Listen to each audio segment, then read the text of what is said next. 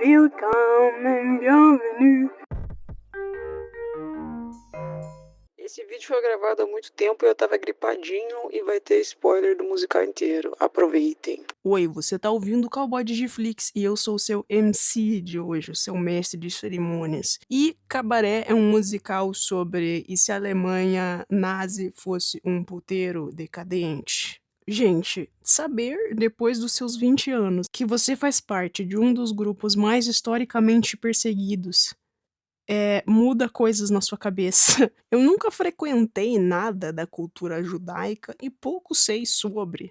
Mas agora qualquer coisa remotamente remanescente desse assunto me deixa com um peso extra estranho. Eu falei um pouco sobre isso no vídeo de The Showers, mas eu não posso deixar de me sentir um pouco ridículo por isso, porque eu não vivi nada nem próximo, nem parecido com a experiência étnica, social ou cultural de uma pessoa que realmente é da religião ou etnia judaica. Então eu geralmente me sinto só mais uma pessoa na plateia, que não tem local de fala, mas se indigna, nem nada que faça a diferença. Eu sou como um dos personagens da trama de Cabaré. O que me motivou a assistir Cabaré novamente foi uma música do TikTok, sempre o TikTok me levando a lugares desconhecidos incríveis. Eu entrei no algoritmo de musical do TikTok muito recentemente, porque esse ano eu tô tirando pra marcar várias caixinhas de musicais que eu já queria ter assistido. E podem acreditar, eu me odeio, mas esse ano eu me odeio um pouco mais por não ter assistido Cabaré antes. Até agora, o meu musical favorito era Sweeney Todd, mas depois de ver Cabaré, eu fiquei um pouco balançado.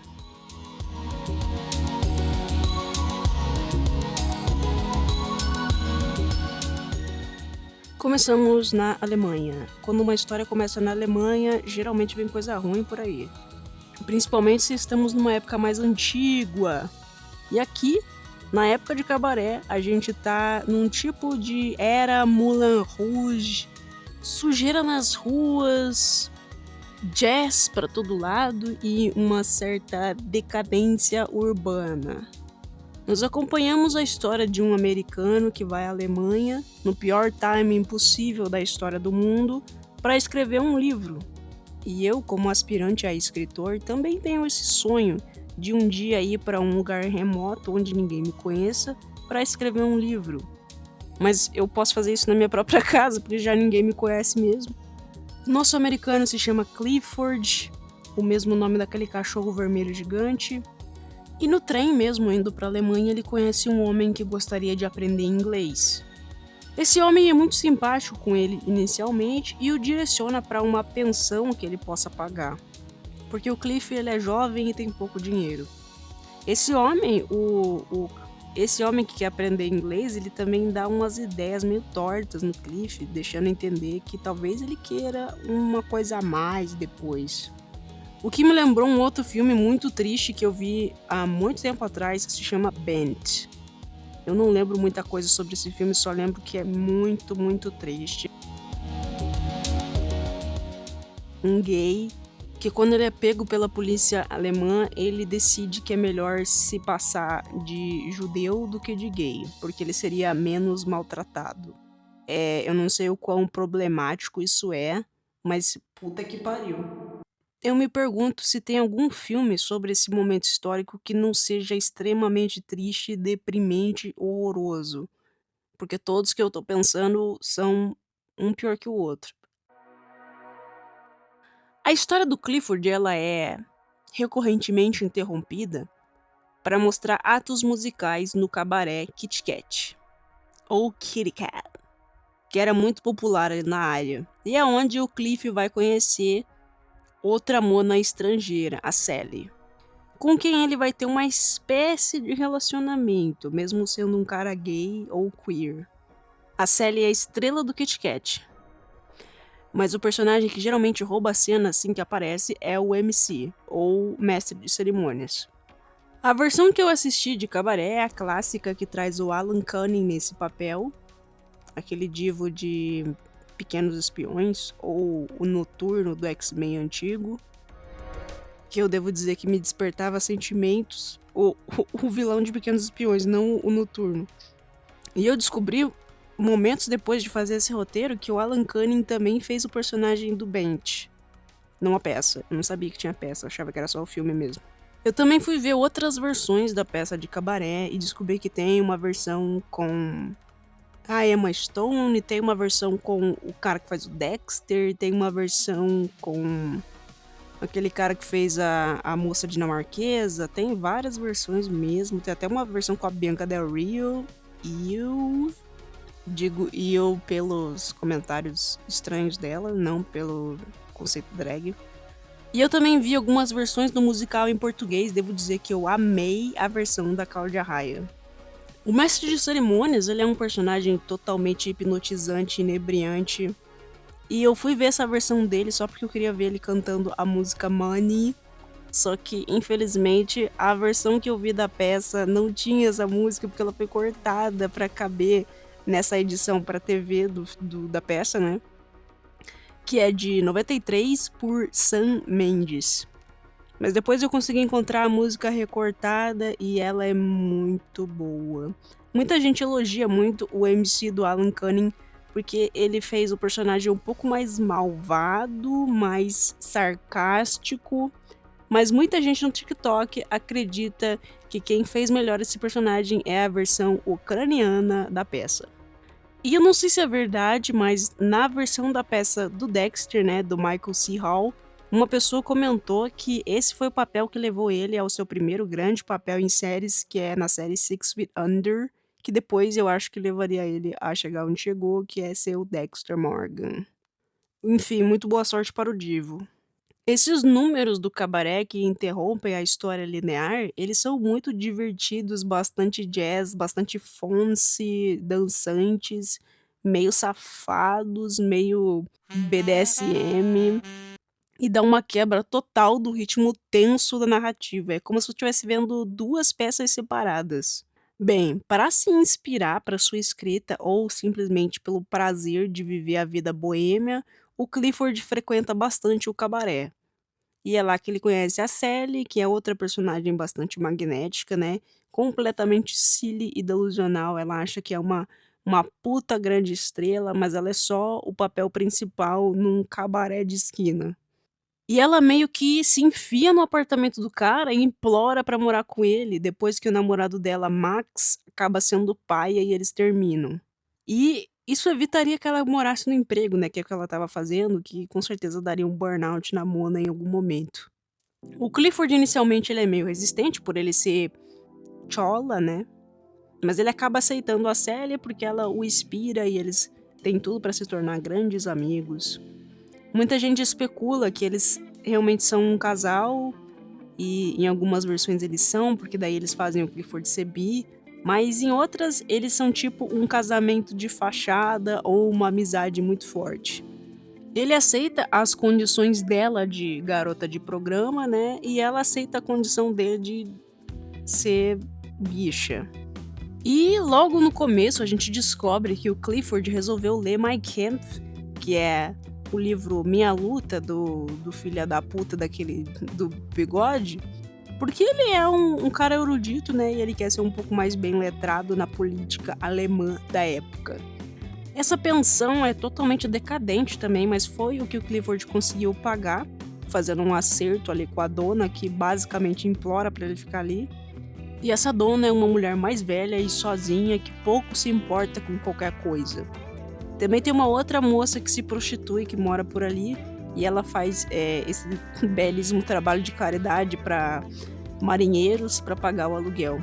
Ela é o tipo de personagem que é aquela garota que faz de tudo para sobreviver. E também tem um homem mais velho que ele é dono de uma quitanda, eu acho. E ele começa a ser mais relevante quando ele dá um abacaxi para a dona da pensão como um ato de afeto, dizendo que ele tá afim dela. Logo, o relacionamento deles vai florescendo. E é interessante pensar que em países que não são tropicais como o nosso, frutas têm valores diferentes. A Sally acaba se afastando um pouco do cabaré e do seu trabalho quando descobre que tá grávida. Provavelmente de algum cliente, ela nunca especifica quem é o pai da criança.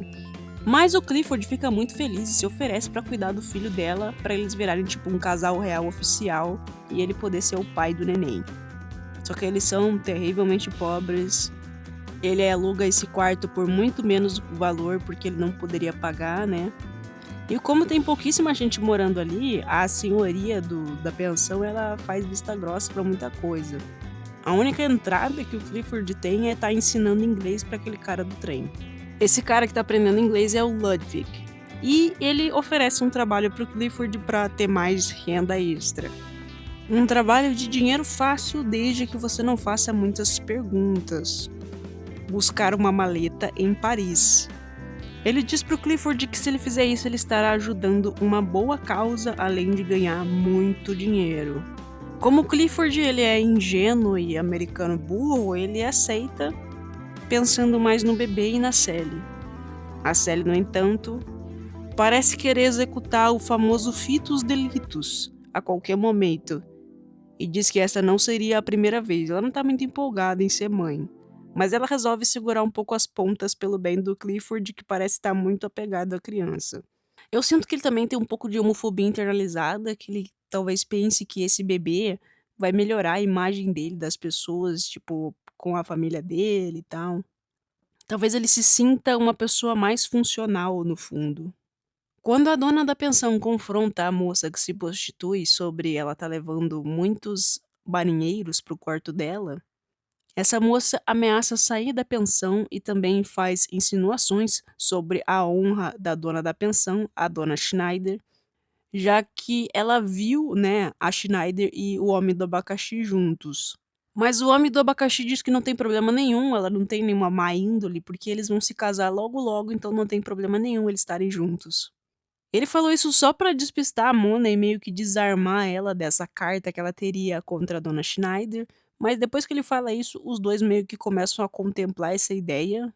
Eles se gostam bastante, têm muito tempo livre, são mais ou menos da mesma idade, não tem muito a perder.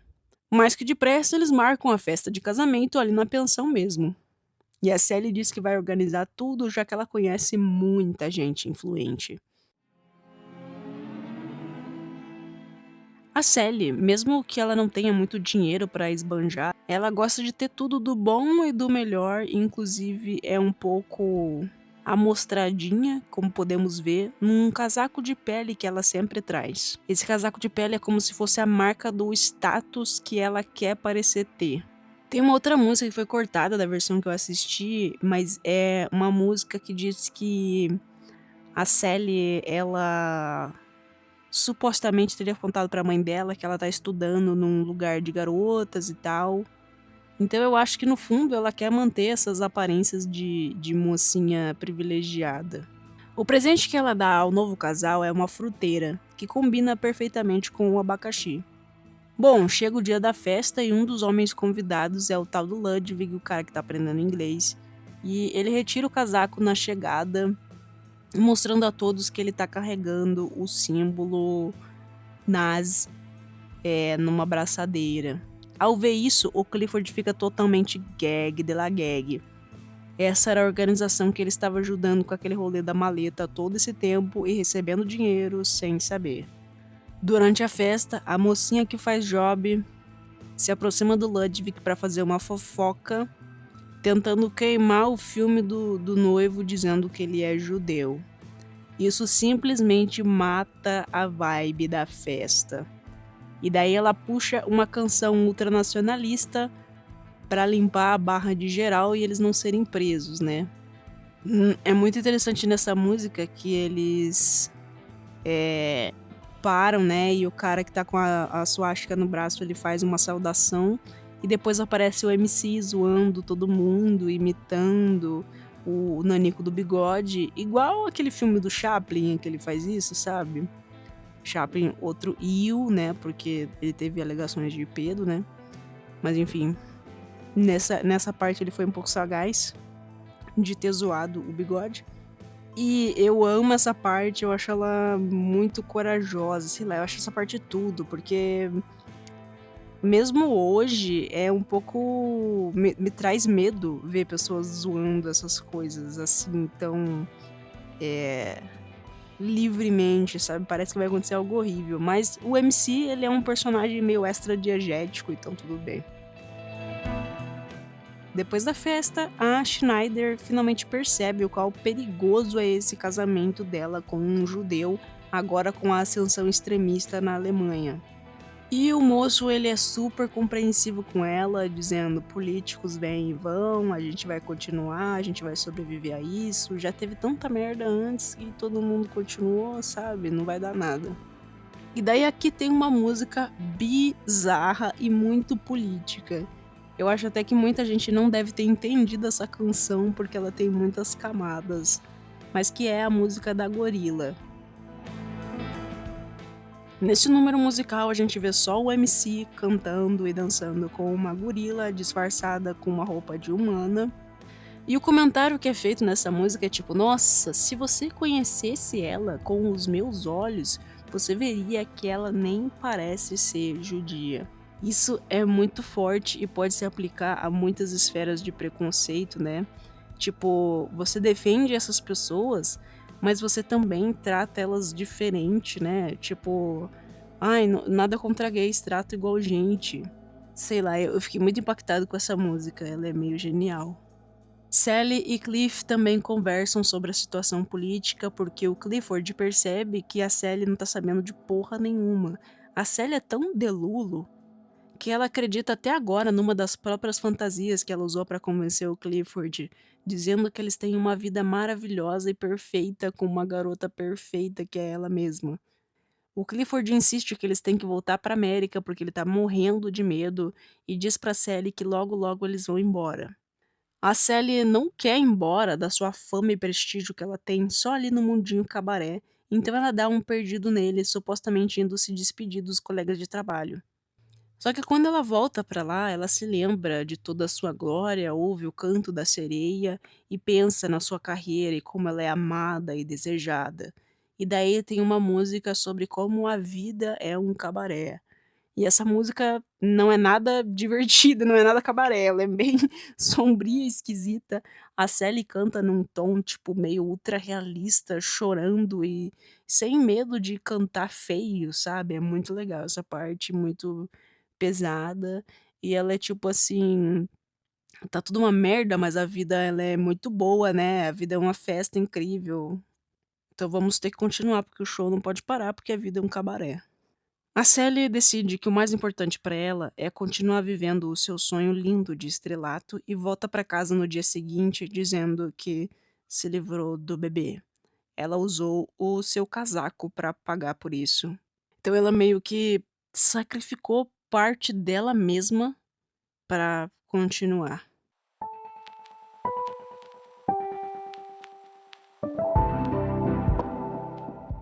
O Clifford fica arrasado e acaba partindo sem ela porque a dor de continuar ali seria muito forte para ele.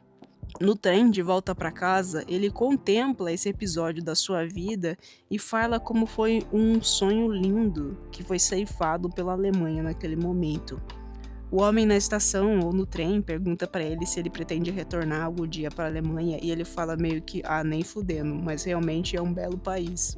A cena final é a mesma música do começo que diz, bem-vindos, bem-vindos, mas dessa vez o mestre de cerimônias retira o sobretudo que ele tá usando e por baixo vemos não uma roupa safada, exposta, cheia de amarras BDSM, mas sim um macacão de uniforme de campo de concentração.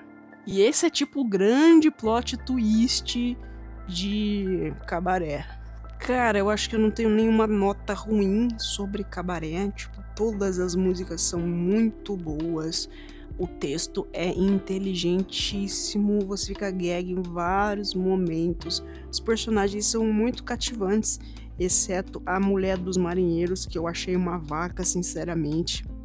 Mas a Sally, ela manipula e contorce o arquétipo da mocinha sonhadora que quer ser uma estrela de formas tão interessantes, enquanto o Cliff é tipo um grande bananão que acha que o sonho dele de ser escritor é super importante até ele perceber o quanto a vida dele é boa, simplesmente porque ele não nasceu na Alemanha. E mesmo assim ele fica aterrorizado de saber que ele pode acabar indo pra esse lugar horrível, né? Esses lugares forçados, digamos assim, só por uma coisa que ele simplesmente não controla. Eu acho isso o bagulho mais assustador que tem. Pra mim, é o que mais me assusta de ver esses filmes e essas coisas e pensar, cara, poderia ser eu ali. Não importa o quão horrível seja o que eles estão sofrendo, poderia ser eu, entendeu? E é por isso que eu acho que qualquer filme dessa categoria entra como filme de terror. E Cabaré é um ótimo filme de terror, porque o que mais assusta aqui é todos os personagens simplesmente se isentando da responsabilidade, inclusive o mais woke dele, que é o Clifford, ele simplesmente vai embora, ele escolhe, tipo, a sobrevivência própria e pensa, sabe o quê? Eu não posso fazer nada, então vamos meter no pé. A Sally, como é estrangeira, ela talvez se safasse, né, mas ela é prostituta, né? A dona Schneider, ela provavelmente ia se safar, mas veria todos sendo ceifados ali do seu predinho e provavelmente ia perder o predinho, né? Perder sua fonte de renda, porque muita gente fugiu da Alemanha nesse momento, né? E quem não fugiu ficou lá morrendo de medo, porque era proibido até respirar.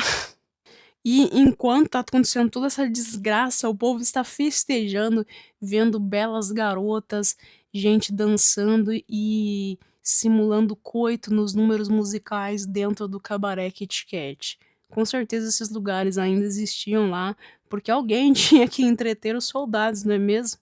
Então, Cabaré é uma obra perfeita. Mas eu vi algumas críticas a uma das últimas grandes adaptações, né? Que contou com o moço Ed Redmayne, falaram que deturpou-se um pouco da mensagem inicial, porque tentaram fazer a mensagem ficar mais palatável, né? Eu não acho que Cabaré deva ser palatável, mas nem fudendo. Tem que ser a experiência mais desconfortável da sua vida. E muita gente fala isso sobre a música Tiddly Diddly Dee, ou Two Ladies, que é muito mais fácil de falar, que ela é meio que sobre um trisal, digamos assim, até isso tem em Cabaré, de tão bom que é. Que eu acredito que se trata sobre pessoas em diferentes conformações de casal, ou pessoas que vivem na promiscuidade, mas se acham ok, que não tem realmente nada de errado ter um trisal se todo mundo tá de acordo, né, mas talvez não seja sobre isso também. Sei lá. Essa música dizem que é pra ser muito desconfortável, as maquiagens fortes, as danças insinuativas. E eu devo dizer que em algumas dessas danças muito, zombeteiras, digamos assim, meio eróticas, de um jeito palhaçada, eu me senti um pouquinho desconfortável sim, mas nada perto do desconforto esmagador do silêncio das pessoas perante a violência. Foi foda, viu? Enfim, recomendo a todas as pessoas que assistam Cabaré. Ah, mas eu não gosto de musical. Finge, assiste mesmo assim. Ou vê um resumo, vê pelo TikTok, sei lá. Dá um jeito de. Ah, perfeito. Você já conhece a história agora porque você viu o vídeo até o final. Tá ótimo então. Mas por que você não gosta de musical? Você odeia cultura? Qual é que é o rolê? Não, brincadeira, eu entendo. Entendo que tem gente que prefere texto falado mais objetivo. Enfim, dos últimos musicais que eu assisti, outro que eu gostei bastante também foi o Ride the Cyclone, que são pessoas presas num inferno, praticamente. Mas ela não tem uma mensagem tão impactante quanto Cabaré. Eu acho que Cabaré vai seguir sendo o meu primeiro lugar ao lado de Sweeney Todd por um bom tempo agora. E eu espero que nas futuras adaptações a mensagem não se perca, ele tem que continuar sendo exatamente sobre o que ele é e trazendo grande desconforto, porque nem assim, sabe, nem assim com a mensagem escancaradíssima as pessoas mudam a cabeça. Sei lá, talvez eu tenha me perdido na mensagem política, mas é isso, esse foi o vídeo. Se puderem, assistam Cabaré, deixem as suas interpretações aqui embaixo, o que vocês acham. Por favor, conversem comigo, por favor, nesse canal aqui. Comentar ajuda, mas comentar uma coisa que as pessoas possam te responder, interagir, ajuda muito mais. Enfim, é isso. Obrigado por me ouvirem até aqui e tchau. Vem acabar essa noite.